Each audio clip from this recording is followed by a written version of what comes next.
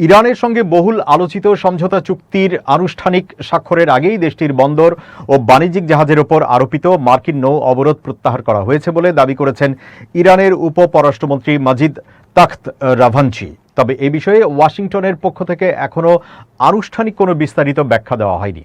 Iran সরকারের ওয়েবসাইটে প্রকাশিত এক বক্তব্যে তাখত রাভানচি বলেন, নৌ অবরোধ প্রত্যাহার ছিল তেহরানের অন্যতম প্রধান দাবি। তিনি বলেন, আমরা শুরু থেকেই এই বিষয়টির ওপর জোর দিয়েছিলাম।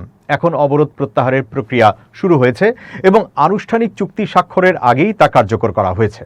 এর আগে মার্কিন প্রেসিডেন্ট ডোনাল্ড ট্রাম্প তার সামাজিক যোগাযোগ মাধ্যম ট্রুথ সোশ্যালে জানান, তিনি ইরানের বিরুদ্ধে আরোপিত নৌ অবরোধ অবিলম্বে প্রত্যাহারের অনুমোদন দিয়েছেন। যদিও অবরোধ প্রত্যাহারের পরিধি ও বাস্তবায়ন পদ্ধতি সম্পর্কে তিনি বিস্তারিত কিছু জানাননি। অন্যদিকে বহুজাতিক নৌ নিরাপত্তা সংস্থা জায়ান্ট মেরিটাইম ইনফরমেশন সেন্টার সোমবার এক সতর্ক বার্তায় জানিয়েছিল, যুদ্ধবিরতি পুরোপুরি কার্যকর না হওয়া পর্যন্ত বিদ্যমান নিরাপত্তা ব্যবস্থা এবং কিছু সামুদ্রিক বিধি নিষেধ শুক্রবার পর্যন্ত বহাল থাকার কথা। ফলে অবরোধ প্রত্যাহার নিয়ে বিভিন্ন সূত্রে ভিন্ন তথ্য সামনে এসেছে।